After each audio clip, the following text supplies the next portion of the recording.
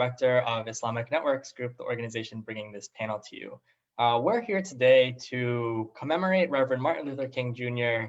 Reverend Martin Luther King Jr. Day, which happens on Monday of this year. This event's brought to you by Islamic Networks Group, which is a peace-building organization that provides education and engagement opportunities to foster understanding of Muslims and other misunderstood groups to promote harmony among all people. And so as we begin this year, we find ourselves still trying to heal from what has occurred over the last several years. COVID-19 cases are still surging around the world, taking lives and leaving a heavy toll on both our health and livelihoods, while disproportionately affecting Black and Brown communities. Furthermore, the violent acts on the Capitol on January 6th, last week, which stem from 4 years of racist baiting, lay bare increasing polarization in the country that now threatens our democracy, while revealing the deep resentment and rage many of our neighbors feel from the outcomes of the last elections. How do we overcome these challenges with compassion for ourselves and others? And what do our religious communities have to offer us to heal from the divides in our country? At times like these, we look for guidance and inspiration from our holy books, and we also seek the example of our prophets and prominent leaders who changed the world, one being Dr. Martin Luther King Jr., who, when faced with fear and despair, overcame both through his faith. Here to tell us what we can learn from Dr. King and what advice religious traditions have for us to overcome the increasing polarization in our country are regionally and nationally renowned religious leaders. Before diving into the panel, I'm gonna introduce them to you. We have today Imam Fahim Shuaib, who has been the resident Imam of Masjid al-Warathin in Oakland, California for 36 years. He consults and advises large and small companies and organizations, including the Commonwealth Club of San Francisco, the University of California, Howard University, and many more. We have Reverend Jeff Moore, who is currently the pastor of the Rehoboth Christian Center in Alameda, California, and serves as the president of the San Jose Silicon Valley National Association of Advancement of Colored People, or the NAACP. He serves as a commissioner on peace officer standards and training for the state of California, and as a juvenile justice commissioner for the Santa Clara County Commission. We have Rabbi Amy Eilberg, who is the first woman ordained as a conservative rabbi, and serves as a spiritual director, kindness coach, and peace and justice educator. She recently served as the coordinator of the Jewish Engagement for Peace, Jewish Engagement for Faith and Action Bay Area, a multi-faith, multiracial social justice organization in the San Francisco Bay Area. We have with us Sheila Mohan, who is actively engaged in community volunteer activities and a member of the Chinmaya Mission, which is a Hindu spiritual organization. And finally, we have Amar Atma Khalsa, who is a Sikh Dharma minister, a board-certified chaplain, and an acupuncturist. He believes that spirituality is essential to our vitality, finds inspiration in serving in interfaith and multi-faith capacities for those seeking companionship and support in their spiritual journey. So without further ado, let's go ahead and begin. And let me ask you, Imam Fahim, first about Dr. Martin Luther King Jr. and what in his message inspires your activism today?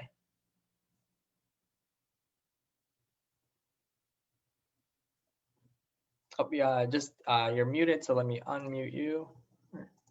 Unless you can unmute yourself. There we go. Yes. Bismillah ar-Rahman ar-Rahim.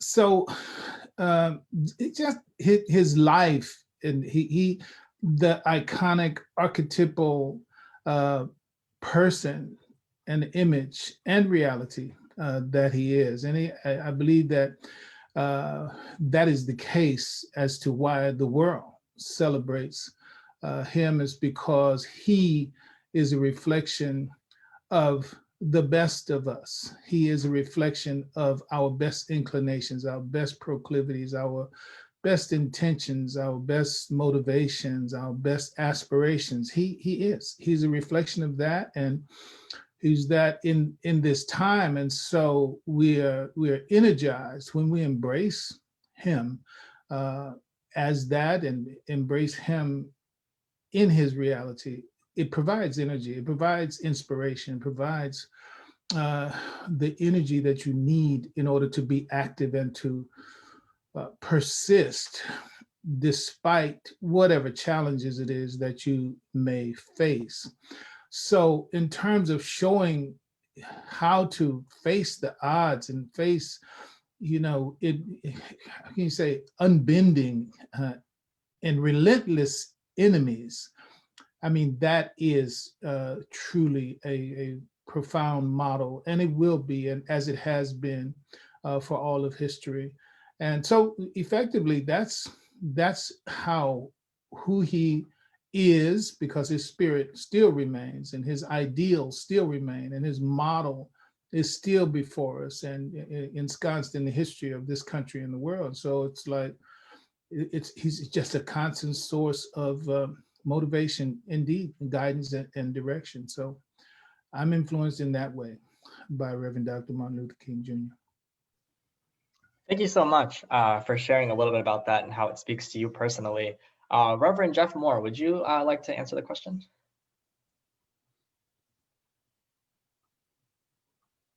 Oh, you're unmuted.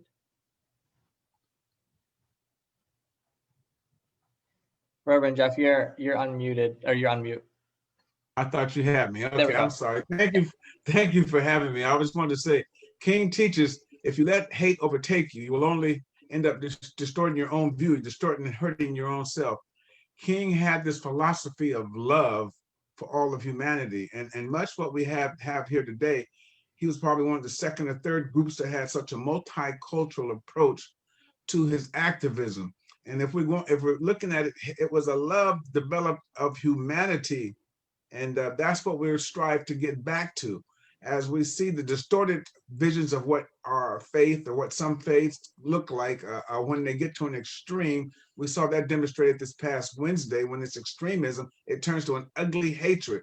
But when we have the ethos of love, agape love, and I think that's what motivates me and drives me about King, is his ability to walk with humanity. And we have a poem that we often say, if you can walk with kings and not lose the common touch.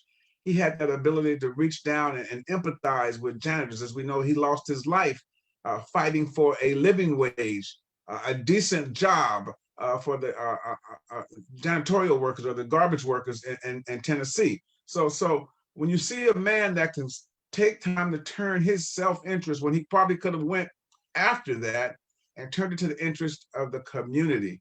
And he was a man I believe belonged to the community, and sometimes the community didn't accept him. We paint this rosy picture about how much he is loved today, but he was actually not as much admired sometimes doing his work, because he brought the bad sides of America. He brought out the distorted parts of America. He brought it into life and kept telling us there is a better way, and that way is love. So that's what I try to emulate and practice and handle with King's life. Is as I go through my ups and downs and doing this work, it can be fun, is that God called us in the Christian faith. And I believe he was a fun lover of the book of Mark, was to love thy brother or labor as yourself. And so that's how, and what inspires me and what drives me is the attempt to love all my brothers and sisters as I love myself. Thank you for having me. Thanks so much, Reverend Jeffrey Moore, for commenting on that. And I think the element of community is so critical, but something that is that can be hurtful at times if the community does not fully support. Rabbi Amy, would you mind commenting on what Dr. Martin Luther King means to you this morning? Yeah, thanks so much for the opportunity to be part of this conversation. In these tumultuous and heart-wrenching days, when the Capitol has been brutally attacked, an unrepentant authoritarian president has been impeached for the second time, and the nation braces for more violence, I've been reflecting a lot on what Dr. King might be teaching now if he were still with us. The profound themes that animated his work during his extraordinary but truncated life speak powerfully to all that afflicts American society at this tortured moment. Dr. King was a fierce 20th century prophet, drawing from the biblical prophets an impassioned commitment to justice and equality for all people. And he drew theological and political orientation from the founding story of the Jewish people, the biblical story of the Exodus from Egypt, a narrative sacred to Jews and to African Americans alike. I imagine that if Dr. King were with us today, he would be exhorting us to hold fast to our truths and commitments and to continue the fight until every American is treated with equal respect, dignity, and opportunity. He would still be calling for a, quote, radical redistribution of economic and political power and a, quote, revolution of values. He would still be crying out about the, quote, evils of racism, economic exploitation, and militarism, unquote. His proclamations are as relevant and as radical in today's America as they were in his. But I feel sure, as has already been said, that he would also be exhorting us to bring a heartfelt commitment to love into our fierce and urgent struggle for justice. What is so powerful and so challenging for me about Dr. King's teaching is this blend of the call for justice and his profound vision of beloved community. He wrote that the end is reconciliation, the end is redemption, the end is the creation of the beloved community. It is this type of spirit and this type of love that can transform opposers into friends. It is this type of understanding goodwill that will transform the deep gloom of the old age into the exuberant gladness of the new age. I know that my own work is inadequate along both these sacred paths of his teaching, the work of seeking to create a truly just and equitable America, and the requirement to keep my work free of judgment and malice for those on the other side. It is so hard not to hate these people who appear so hateful, so violent, so oblivious to truth and to the principles of democracy. But Dr. King's opponents also spewed hate and perpetrated lies. It was a large part of his greatness that he refused to lose touch with the humanity of his opponents. For doing so would have polluted his own work and his own soul. Who knows what we could accomplish if we could follow his example. Thank you so much, Rabbi Amy, for sharing that with us. Sheila, you're next. What about Dr. Martin Luther King's message inspires you? And you're muted, so you just have to, there we go.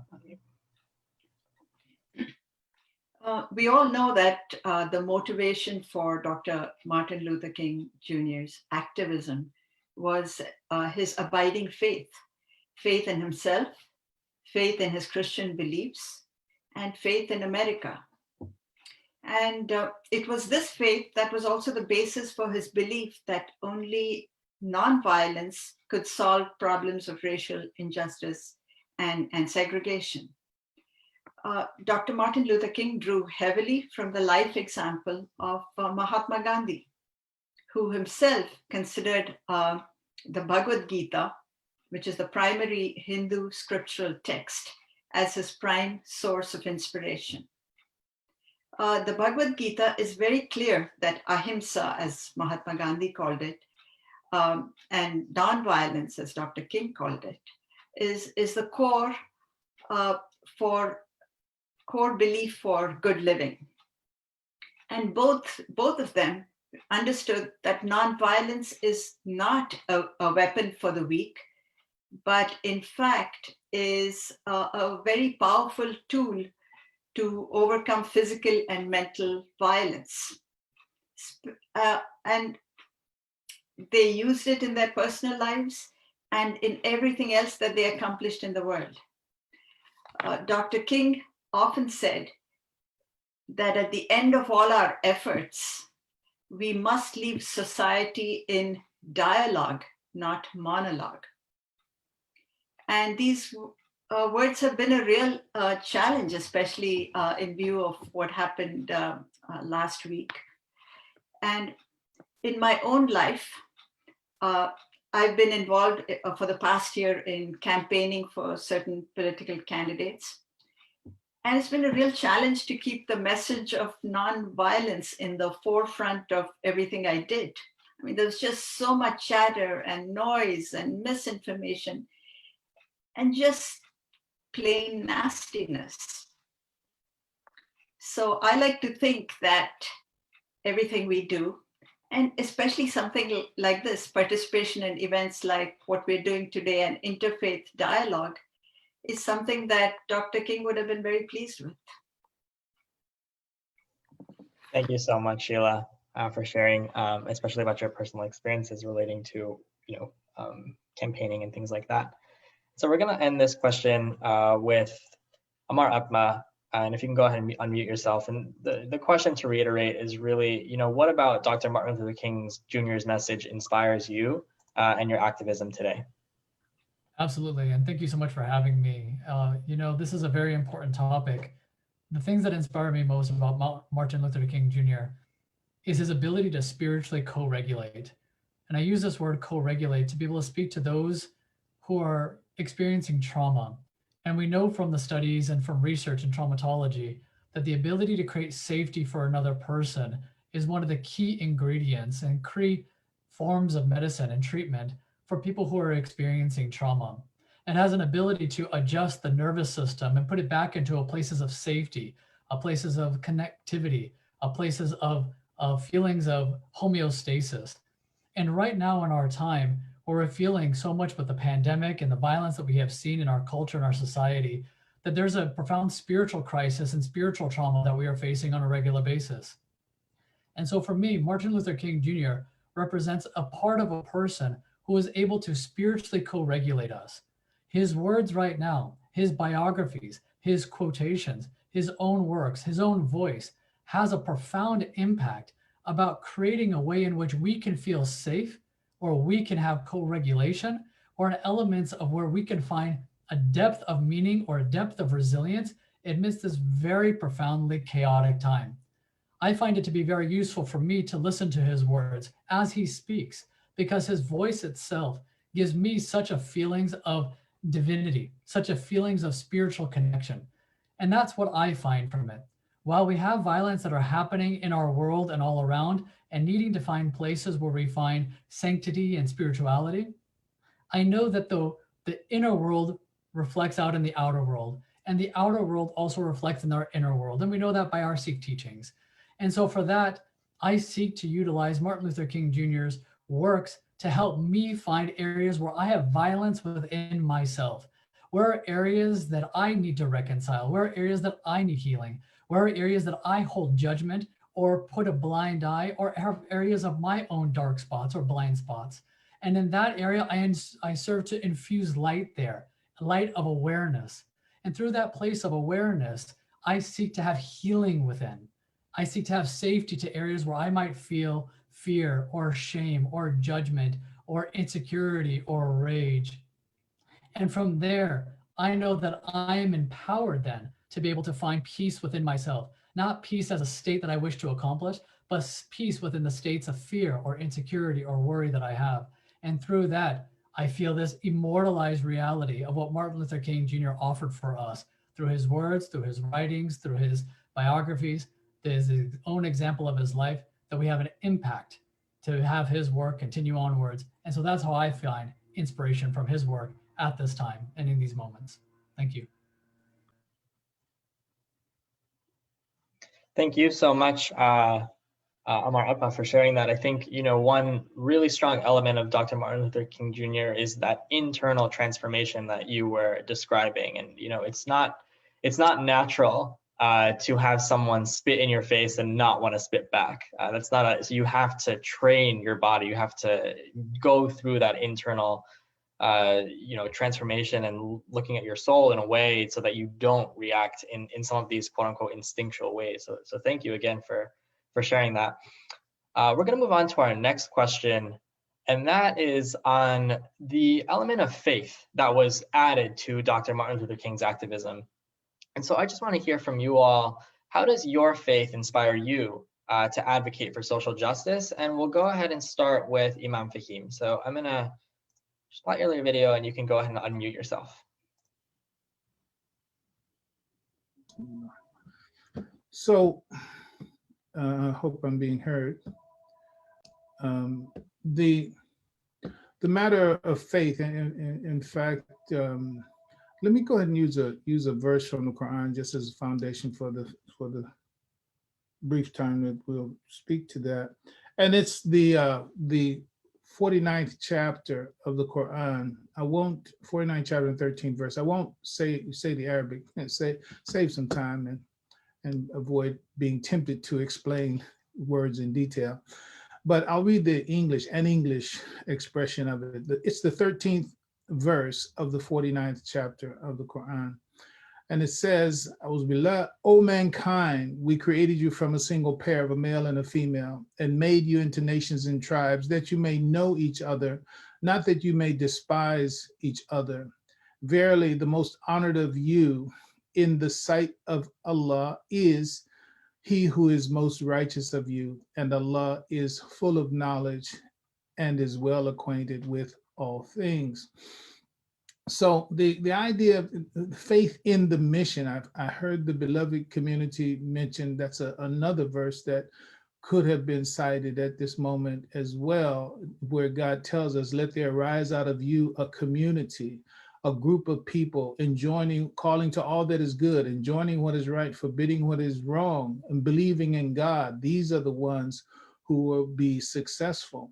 So the faith that is al-Islam is intended to keep the interfaith dimension in it, even though this is biblical, and we know several other scriptures are cited and represented here.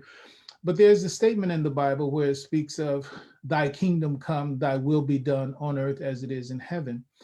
That is another way for us of saying, and we unite with that aspiration, that the same kind of peace, the same kind of purity, the same kind of cooperation that you see in the heavens is the kind of peace and cooperation that we have on the earth.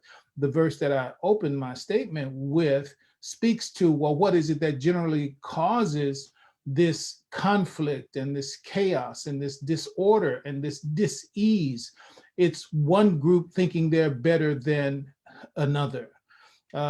Speaking of Reverend Dr. Martin Luther King Jr. and his going to India, if it was India, it had to be after 48, I believe, but there are better people who know better than me.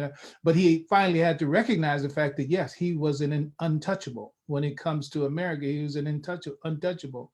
And so the caste system that actually exists here in America, though unrecognized as such, is largely accounting for these kinds of separations, chaos, and conflict, this lack of peace, this lack of having a sense of a beloved community. So my faith in that hope, and in fact, my faith in that call that God has called me as a Muslim to build that kind of community that is of different names, is what drives me. And knowing that Reverend Dr. Martin Luther King Jr., when understood from an Islamic perspective, he was aspiring to the same thing, then again, we lock arms, as we see in those kind of iconic images. We lock arms marching towards that goal, towards that objective. And so it's the same beat, that we are following in seeking to achieve that aim. So it's faith in that as a God-given and a God-driven, I'll say, aspiration. That's what keeps me going. Thank you so much for sharing the elements of faith and the Quranic verse that you shared. Reverend Jeff, what about your faith inspires you in your activism? And you're muted, so you're going to have to unmute yourself. I'm so sorry. No problem. Thank you. Again, King dared to dream, he dared to dream of a day in the midst of a nightmare that he was surrounded by. And he dreamed that America would one day fully own up to her sins. He had a philosophy of God as person, and that he was infinite and a God of dignity. And I remember when he wrote the letter from the Birmingham jail, he said, we're all caught and in an inescapable network of mutuality tied to a single garment of destiny. Whichever affects one directly affects all indirectly. And I believe that is part of the love ethos of the Christian belief. If you understand that you love your neighbor as yourself, you understand that we're all connected and we're tied up together in everything that happens on this earth, in this community, and in this country. King said that if it affects you, it affects me. And so my philosophy that keeps me inspired to do this work is much like both of the imams have said, that I don't know them, but they are my brother. I don't live next to them, but yet I am responsible for their safety, protection, and their right to worship. That is what God put me here to help them with. I believe that is my calling. And when we remember King, King was said, our only hope today lives in our ability to recapture the revolutionary spirit and to go out into sometimes a hostile world, declaring eternal hostility to poverty, racism, and militarism. As religious or faith leaders, we have to challenge the status quo that continually to give us this poverty, this racism, and militarism.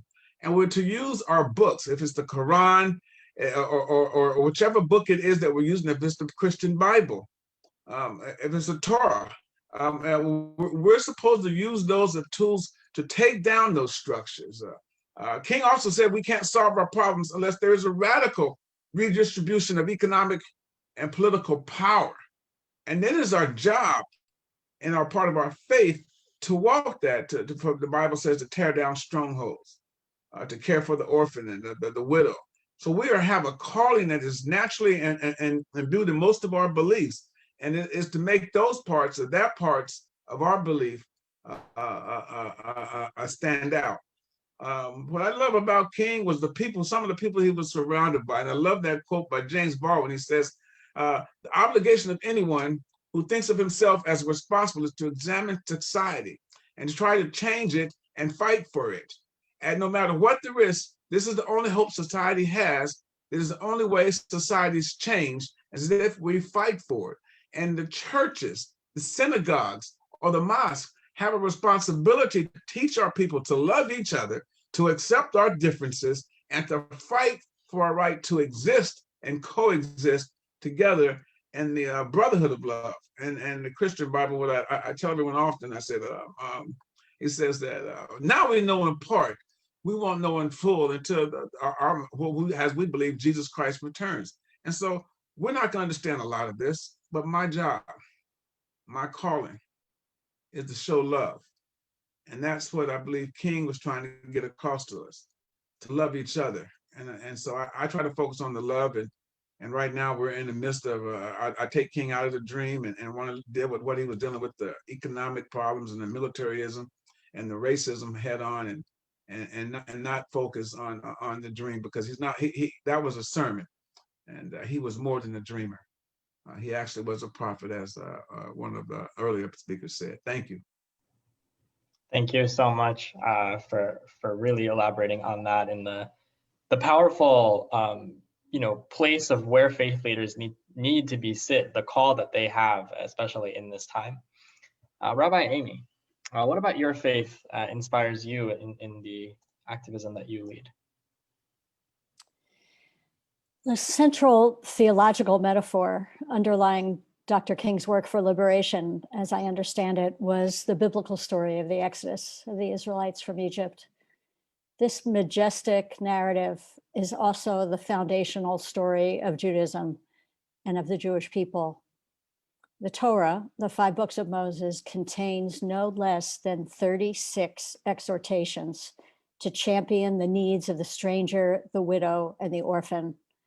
This commandment to stand in solidarity with the marginalized is the central message the Jews were instructed to take from the experience of slavery in Egypt. It is the very definition of what it is to be Jewish. It is our call in the world.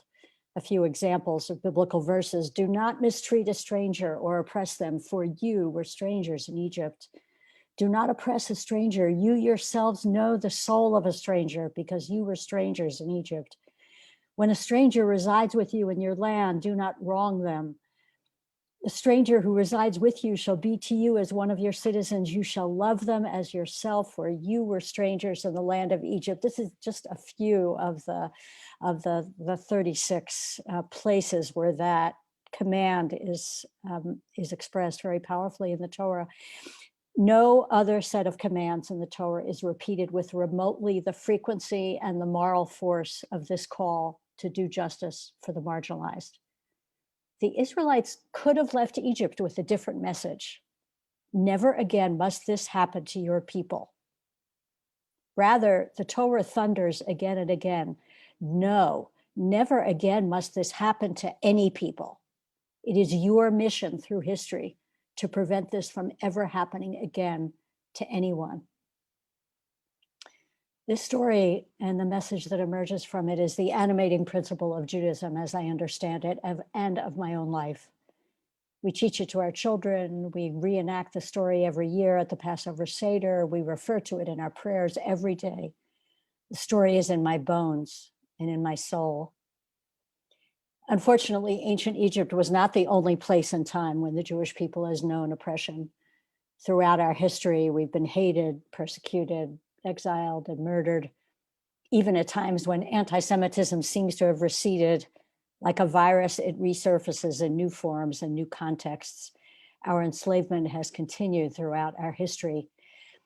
A targeted people can reasonably conclude that its priority must be to protect itself from grievous harm in the future. There are Jews who think about anti-Semitism in this way, but in my view, that is profoundly the wrong message.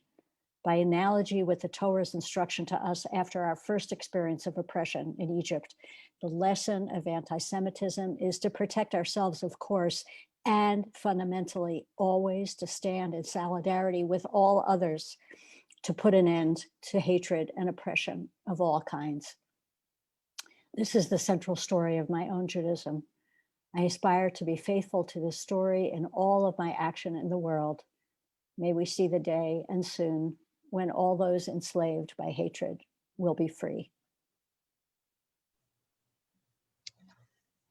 Thank you. Thank you for that prayer, especially at the end. And I do hope that we do see a time where we're not experiencing the level of violence and hatred that we're experiencing right now. Sheila, if you can go ahead and unmute yourself, and would you mind just speaking a little bit to the question? Sure. The Hindu teachings in the Bhagavad Gita and the Upanishads, which are the primary scriptural texts of my faith, describe service as the highest pinnacle of right living, because service is considered an act of worship. It is doing everything that you're doing now, but with the mindset that all your actions are performed not for personal gain, not for your personal ego, but for the welfare of others. Dr. Martin Luther King Jr. recognized this. And in fact, when he visited India in 1959, he said of his trip, "I came as a tourist and left as a pilgrim." The Hindu scriptures also say that he who serves only himself is a thief. It repeats it. He who serves only himself is a thief. Repeats it. He who serves only himself is a thief. The scriptures emphasize a life of intense activity to be lived according to our dharma, according to our universal values, such as compassion, honesty, and forgiveness. These are at the core of our being. The scriptures point to the natural world, the sun, the plants, the forest, the flowers, the trees, where each of these fulfill a well-defined role that's larger than themselves. I also take inspiration from one of the most well-known truths in Hinduism. It's a Sanskrit phrase, Vasudhaiva Kutumbakam. And the translation is, the world is one family. The world is one family where every one of us is connected to every other person in so many ways, and especially in the divinity that pervades all of us. Both Dr. King and Mahatma Gandhi lived their lives to improve the lives of this family, the world family, and believed that dividing this family into separate races, ethnicity, color, etc., these were artificial constructs, and we needed to go beyond this. So the lives of Dr. King and Mahatma Gandhi, these are my inspiration, and their examples sustain me in tough times. I mean, it is even impossible to think of all this in view of what happened last week and what's been happening in the last 4 years. But still, there's work to be done.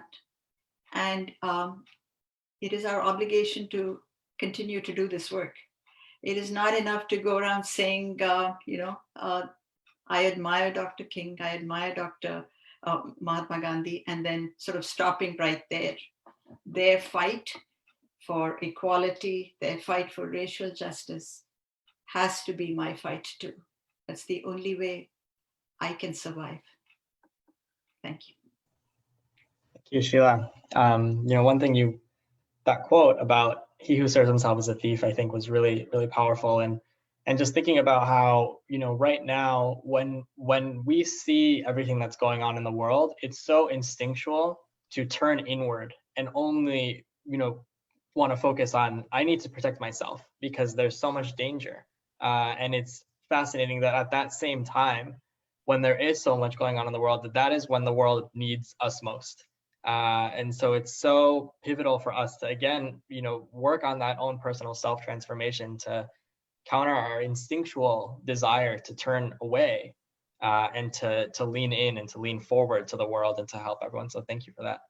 And we're going to end this question with Amar Atma, who can discuss a little bit of the ways in which your faith, Sikhism, inspires you to advocate for social justice. Absolutely. Thank you. And such a rich conversation. I'm learning so much from each of you as a panelist for this conversation. And it's just so beautiful to be able to have this time because it's deeply serving me in this moment also. I would say that for us as Sikhs, faith is not merely a belief in God, but a desire to experience God and to have a daily relationship of consorting with the divine and bathing in the experience of the mystery. And this is important for us because enlightenment is not only the goal, it's the prerequisite for us. Service is the goal, but where are we serving from? We want to be able to serve from such a deep and profound place of spiritual richness that we can be able to serve from beyond our own secondary gains or our own sense of needs or our own blind spots, but from a deeper place of spiritual alignment and spiritual connection. Dr. Reverend Martin Luther King Jr. was a prophet, no doubt, but he was also a mystic. His ability to consort with the divine, this bathe in a spirituality and have that as a way to guide him in his life is something that we take as great inspiration. But he didn't keep it to himself. He didn't keep that experience of that spirituality and that nurturance and that sustenance to himself. He overflowed. And from that overflow, he shared. Now, he wasn't perfect. He was a man. He lived as a human, and just like each of us. But he transcended a sort of nature of his own humanity to sacrifice at all cost for the service and the justice of all. And that is a level of faith and experience that we strive as Sikhs to attain. And it is basic in our scripture as well. The first lines that we have are the roots and the seeds of our spirituality. Ik Onkar Satnam. There is one God. And in this oneness of God is a one humanity and a one family and a oneness of all of our creation. And that is my true identity. Not my identity as a husband or a father or a child or a professional in my work or even as a minister. There is an identity that supersedes and precedes all of that underneath. And that identity is that mystical spiritual connection that I felt that Dr. King was able to tap into. And from there was a depth of spirituality that he could be able to share with all of us. That is what we strive for as Sikhs. We strive for that level of spirituality, that level of connectivity, that level of going into this experience of the divine, not to name it or to clarify it or to simplify it, but to almost exist with it with its largest levels of its complexity and its paradox, and to ruffle with the mind and wrestle with the mind in all of its nature, be able to, because then we have that humility to consort with the mystery. That's a path of a mystic, path of a person experiencing, not just believing in God. And from that place, I feel where you're saturated, deeply connected spiritually from ourselves. And from that place, we can serve. And so then for us as Sikhs, we wish to serve. We wish to be there in that form of justice. But there's a foundation of spirituality that we need to harness and hone in a daily practice to get us there. And that's an important part of our practice, important part of our life to work with. So thank you all for this opportunity to share. So much grace and so much peace to all of you for the good work and peace that you're providing to your life, to your world, and to your own inner beingness. Lots of love. Thank you so much, Amar Atma, for sharing that. At this point of the event, I want to bring us all together in terms of how the audience is seeing us. The audience so far has been seeing us individually express what we want, and at this point, I think it's important for them to see that, you know, this isn't just an individual from the Jewish tradition and an individual from the Muslim tradition and from the Sikh and Hindu and Christian traditions, but this is a group of faith leaders that are all united together, that are pushing out similar messages to demonstrate the unity that we all need to put forward. That it's each religion is working with one another to drive out the sense of darkness that we're all finding ourselves in. And I'm going to ask one last question as to how we can move forward. We are, you know, Martin Luther King Jr. Day falls in a very interesting time. Amar Atma, you mentioned this earlier, and it's right around the presidential inauguration. That's, you know, this is Martin Luther King Jr. is on the 18th, inauguration is on the 20th. A major pivotal change that we're going to be experiencing in the United States. And so as we enter into the new presidential administration, what advice do you all have for our audiences to help them continue Martin Luther King Jr.'s work and press it forward in their own, you know, spheres of influences? We'll start with Reverend Jeff. You're unmuted, so we'll just go ahead and start with you. Okay, well, this in this current day and age, as I listen to each speaker today, our books aren't really different; they're the same. Their teachings, when they're repetitive about one subject matter, they're really trying to drive home a point. And most of the points, if we really just sit down and discuss where we have commonality, are to care for each other and to care for our communities. And so we have to get out of this construct that somewhere somebody somehow has divided us, and we have to get over that. And in my denomination, I'm like an outsider sometimes because I have more of an acceptance approach to everyone, and that's what we strive to do. And so I'm just glad to be a part of this today. And in the remembrance of King, he reached out across the ocean to India and across to England and across to this nation. His hand of love tried to bring us forward as a prophet, as a mystic, whatever you want to call him. He had an ability to reach down and touch humanity at its roots. And I would say that's where we were all going, for love for our family and love for self. And I say self, it means for this community in which we live in. We all want a better community, and we can only do it if we all, as religious people, can come together to lead our flocks in a better direction. Thank you. Thank you. Imam Fahim, what about you? You're on mute.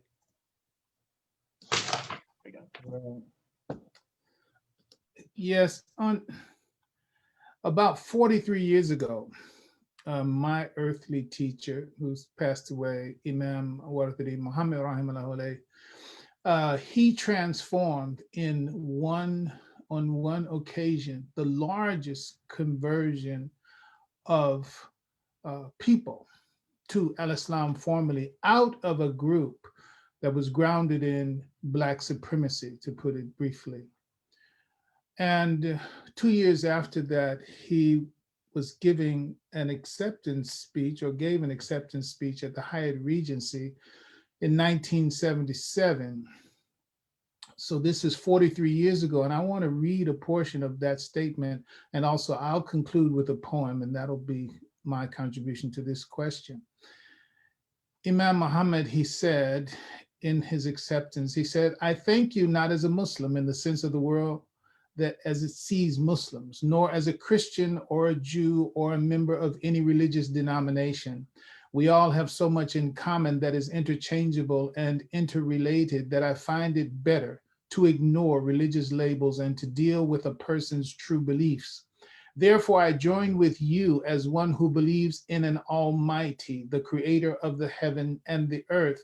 For all of us have the right to speak and feel comfortable among people anywhere on earth.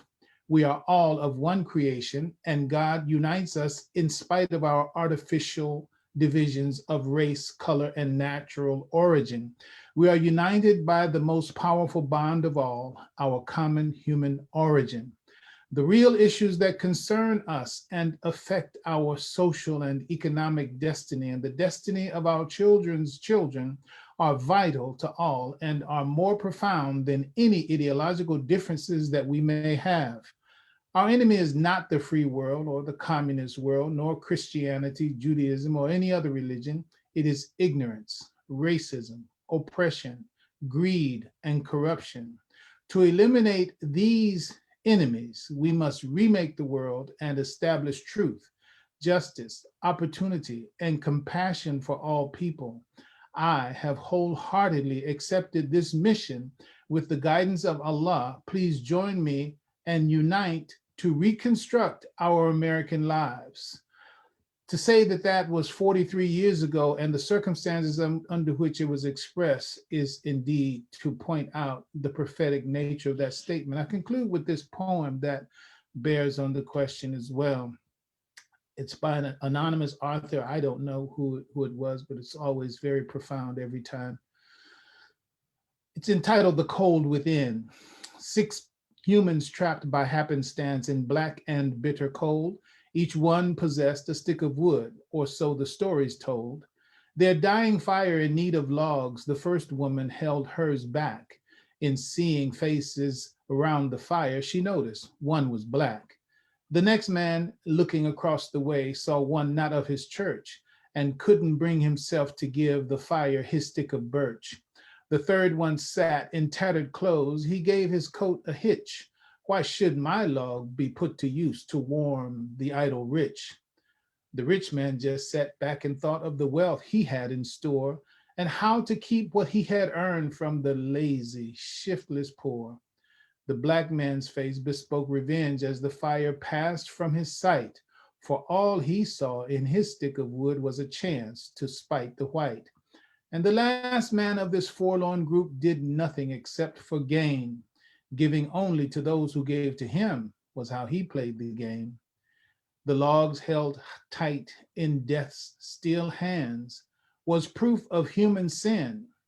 They didn't die from the cold without. They died from the cold within. So we keep these things in mind, and as the saying goes, we just might get through this. Thank you.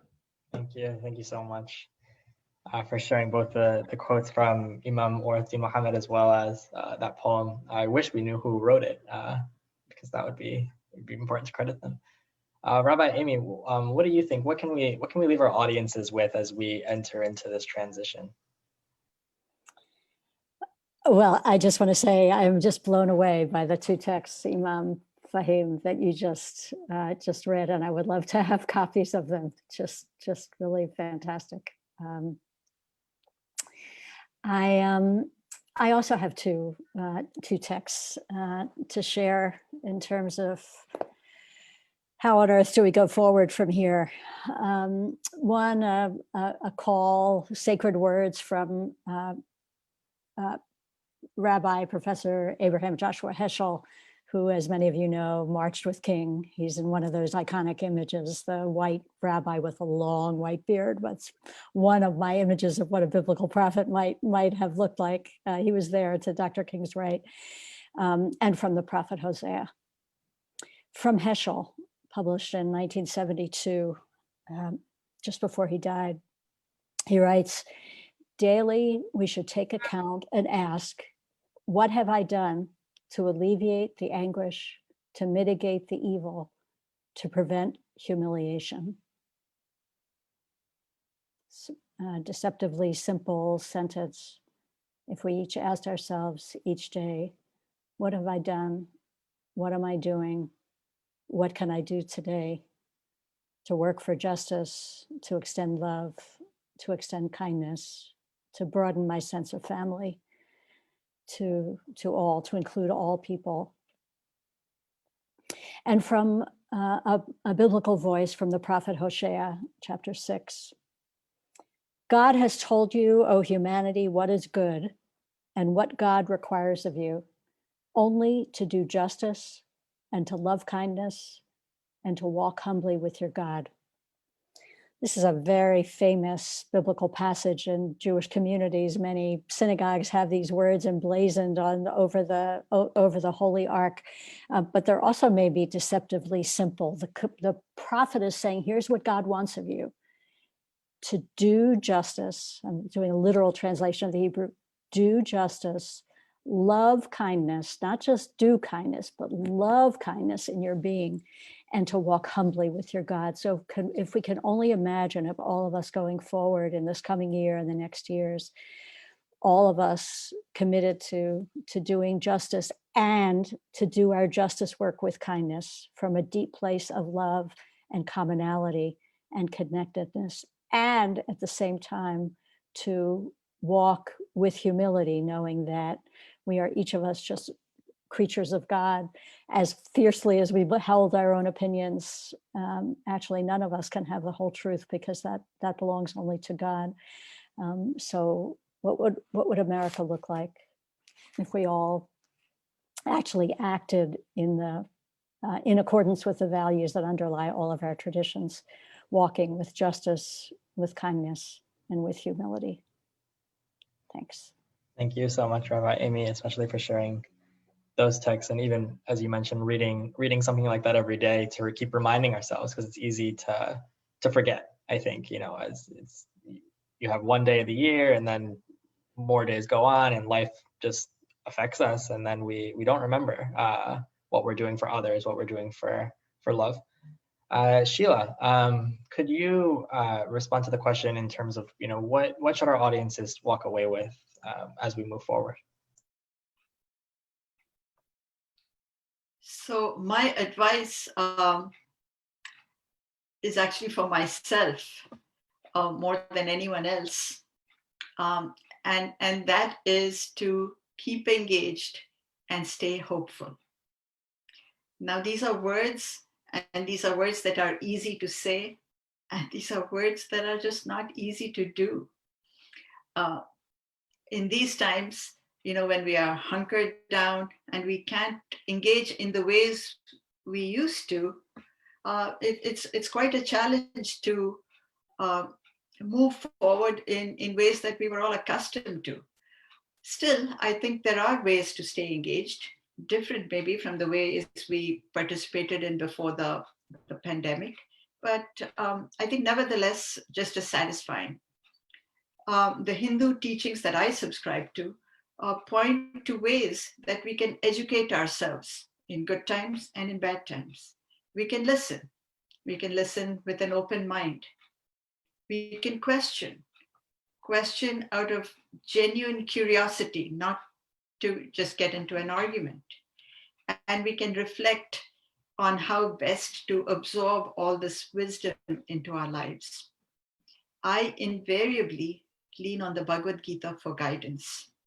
And I remember that Lord Krishna, in the Bhagavad Gita, his wisdom was imparted in the midst of a battlefield, on the eve of a war that was going to destroy the world. so the story goes. Dr. King's inspiring speeches, we know his words, we shall overcome, I have a dream. These were words uttered in the midst of impossible circumstances. The civil rights movement, the Vietnam War, the racial segregation, all happening at the same time. Mahatma Gandhi was fighting for the soul of his country while enduring personal attacks on himself, while enduring physical attacks on himself. And still, even then, in the midst of all these horrific circumstances, all these people were able to visualize a better tomorrow.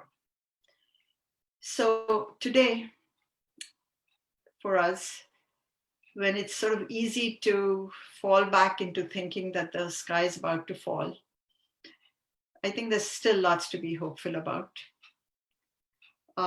We have a new president, a new vice president, the first female vice president, taking charge of the country in less than a week. We have a vaccine for the virus that is underway. We have the energy of the Black Lives Movement that we can all gather inspiration from.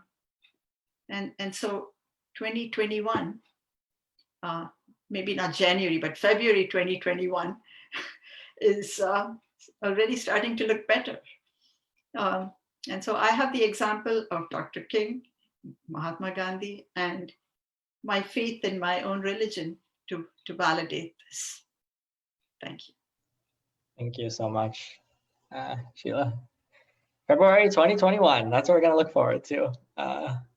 Amar Atma, can you close us out on this question? Yes. So I would say there is more that connects us than divides us. It's a very powerful quote. And one of the things that connects us and our humanity is our impermanence. The one guarantee we have in our life is that we will not live forever. It is a state of our own humanity that we will transition out of this world. And the second thing is that we don't know when that's going to happen. So I leave you guys and everybody who's listening with a kind of a reflection and perhaps a meditation for you. And the meditation is, imagine your life in your last days and reflect back upon your life. What is it that you have done? And how is it that you have lived? And what is it that you have accomplished? And what is left undone, most importantly? What is left unsaid? And what is the levels of disconnect that is heavy in your heart? And whatever comes in through that level of revelation of your own personal reflection, let us put effort into that place. In our interfaith gatherings, we often say we must have tolerance for each other and for our differing faiths. I think that we are now at a time that we need to ask more of ourselves to not just tolerate each other. We must learn to respect each other, accept each other, and even go to the furthest level to embrace each other and embrace each other for our differences and celebrate our spiritual, our cultural diversity. Just as a garden, you see, never has just one flower or one color blooming. The quality of a garden is always seen in its level of its diversity. And let us be that diversity. Let us embrace our diversity. And from that, we're stronger and we're better and we're more rich. And we're diverse is also creates a symbiotic relationship. So this is important for us. We will all die at some point. What is our legacy? How are we to live? And what is left in our hearts that we need to strive to this moment to make that difference? Dr. Martin Luther King Jr. says, we must learn to live together as brothers, and I would say as sisters, or perish together as fools. We must find ways of our unity and find common unity to live as community, as a global humanity. This is what our ask is of right now. And we have seen violence continuing, not just in this country, but in countries all across the world. Mass protest, It is a time, it is an energy, there is a wave of energy moving, and it is a time for us to awaken to a level of spirituality that sees beyond our differences into our commonness. I cut my arm, red blood comes. You cut yours, it is the same. Let us find the commonalities with each other so that we don't have to perish together as fools. Thank you all so much. Lots of love. Thank you, Amar Atma. And thank you again to all of you so much for your preparation on this. This is an event that is important and it's not to be taken lightly. And I really appreciate all of the energy and the effort that you all brought to this event today. I'm happy that it's on Friday, not on Monday, because it shows it's also not too late. There's so many things that we can do this weekend, this long weekend, if we have the day off on Monday, and think about as we move forward. And we have a head start on Dr. Martin Luther King Jr. Day this week because of this. It's Dr. King weekend, actually, not just one day. So thank you all for that. I'm just going to close this out. Thank you again to our audience members for coming together to commemorate this day. It's really an honor to work with you and work with all of our panelists and our organizations to promote peace and interreligious understanding. So I want to wish all of our audiences a wonderful rest of your day, and thank you.